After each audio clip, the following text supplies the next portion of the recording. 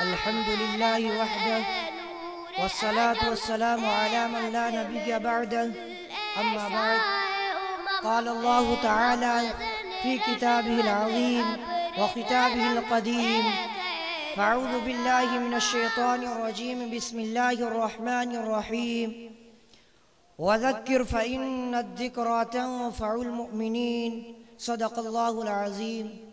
Stage पर जरवा अफरोज़ उलमा इकराम और मुअज़्ज़ज़ सामीन इकराम, अस्सलामु अलैकुम व रहमतुल्लाहि व बरकातुहू। सबसे पहले मैं खुदावंद कुद्दूस का 1000 बार शुक्र अदा करता हूँ कि उसने मुझे इस काबिल बनाया कि इस अज़ीम मौके पर आप हज़रात से गुफ्तगू कर सकूँ। इस मौके पर मदारिस इस्लामिया की अहमियत व इफ़ादियत पर रोशनी डालना चाहता हूँ। ये मदारिस जो इस वक्त आपके सामने हैं, बहुत सी झोपड़ियों और छप्परों की शक्ल में, कोई किला की शक्ल में, कोई बेहतरीन और शानदार इमारतों की शक्ल में, दरअसल ये सब इस्लाम के मजबूत किले हैं, दीन के आहनी हिसार हैं।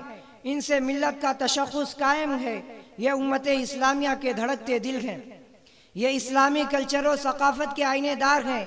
ये अखलाक व ईमान और इखलास व रूहानियत के सरचश्मे हैं।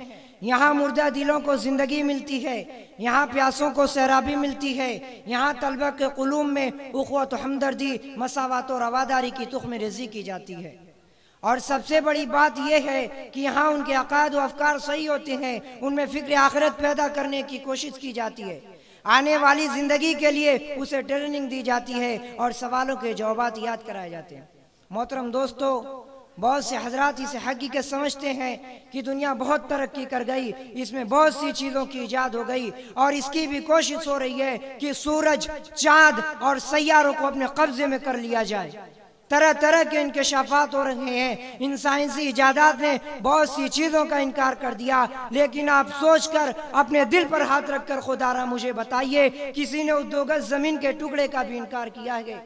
मौत के वक्त को किसी ने 2-4 घंटे के लिए मौखर किया है? सांस की रफ्तार पर भी किसी का काबू हुआ है? जिंदगी भी कोई दोबारा वापस ला सका है? गुजरे हुए लम्हात भी किसी के बस में है? इन सब का जवाब आप यही देंगे, यकीनन ये काम आज तक न किसी से हुआ और न क़यामत तक हो सकता है। जब हमें इसका मुकम्मल यकीन है, हमें मरना ज़रूर है, हिसाब व किताब होना है। जिसने पैदा किया वो ज़िंदगी के बारे में सवाल करेगा, इन नेमतों के बारे में पूछेगा, कब्र में सवालों जवाब होंगे और इन सवालों के जवाब इनकी मशक़ व तमरीन बेहतरीन दुनियावी कॉलेज, बड़ी बड़ी यूनिवर्सिटियाँ नहीं दे सकती। ऐवान हुकूमत और माहिरीन कानून इसके जवाब से कासिर। ये जवाब अगर मिल सकता है तो इन्हीं बोरिये पर बैठने वाले उलमाए किराम से, और उस आबदी जिंदगी में रुस्तगारी हो सकती है तो इन्हीं खिरका पोशों और जिक्रुल्लाह में मशगूल होने वाले हजरात से। सही है, न पूछ इन खिरका पोशों की इरादत हो तो देख इनको, न पूछ इन खिरका पोशों की इरादत हो तो देख इनको, यदे बैजा लिए बैठे अपनी आस्तीनों में। और किसी ने कमाल अकीदत और इरादत को मलहूज रखते हुए सच कहा कि तरदामनी पे शेख हमारी न जाइयो, तरदामनी पे शेख हमारी न जाइयो, दामन निचोड़ दें तो फरिश्ते वुज़ू करें। इसलिए उस सदाबहार ज़िंदगी के लिए जहाँ हमेशा हमेशा रहना है, वहाँ की तैयारी के लिए, अक़ायद व अफ़कार सही संवारने के लिए इन मदारिस का होना नागुज़ीर है। हाज़रीन किराम, मुग़लिया सल्तनत के ज़वाल के बाद इस्लाम पर एक ऐसा दौर आया और उम्मत मुस्लिमा ऐसे नाजुक मरहले से दो चार हुई जिसने पूरे हिंदुस्तान के मुसलमानों में इज़्तिराब व बेकली की फ़ज़ा पैदा कर दी। उन पर हर तरफ से ये लगारें होने लगी, उनके अक़ायद को मस्क किया जाने लगा, ज़हनी और फ़िक्री इर्तिदाद पैदा करने की मुनज़्ज़म साजिशें होने लगी, उनके इक़्तिसादी, समाजी और मुआशरती ज़िंदगी को मफलूज कर दिया गया, उन्हें हर तरह से बेदस्तुपा कर दिया गया। ठीक उन नाजुक हालात में उलमाए मुफ़क्किरीन और मिल्लत का दर्द रखने वाले हजरात ने इन मदारिस का जाल बिछाया, चप्पा चप्पा पर मकातिब कायम किए और उम्मत के नौनहालों, मिल्लत के जालों को ज़हनी और फ़िक्री क़त्ल से बचाने के लिए दूरबीन निगाह रखने वाले गमगुसार उलमा मसीह मशीनरियों से नबर्द आज़माने के लिए मैदान अमल में कूद पड़े।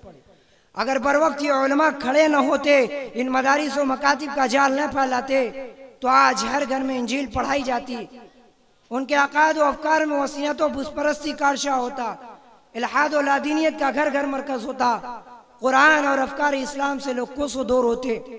और उन्हें अपने आका सरवर आलम सल्लल्लाहु अलैहि वसल्लम की हयात तैयबा से वाकिफियत न होती और उन्हें अपनी तारीख और अपने कारनामों की हवा तक न लगती। इन मदारिस ने वो कारनामा अंजाम दिया है जो हमेशा याद रखा जाएगा। उन्होंने बर वक्त मुसलमानों को संभाला, उन्हें अपनी तारीख, अपने कल्चर और दीनी अहमियत का एहसास दिलाया और मुसलमानों की मिली तशख़्ख़ुस और उनकी इनफरादियत को बरकरार रखा। इस वक्त जो चप्पा चप्पा पर मकातिब व मदारिस कायम है, ये बहुत बड़ी नेमत है। ये मदारिस पूरे मुआशरे में रीढ़ की हड्डी की हैसियत रखते हैं। ये मदारिस पूरे सोसाइटी और समाज का मक्खन है। ये अल्लाह और उसके रसूल सल्लल्लाहु अलैहि वसल्लम से आशना करने का एक जरिया जो हमारा और आप सबका हकीकी मकसद है। इसलिए हमारा और आपका ताल्लुक इनसे ऐसा होना चाहिए जैसे जिस्म का रूह से, आफताब का रोशनी से और फूल का खुशबू से हुआ करता है।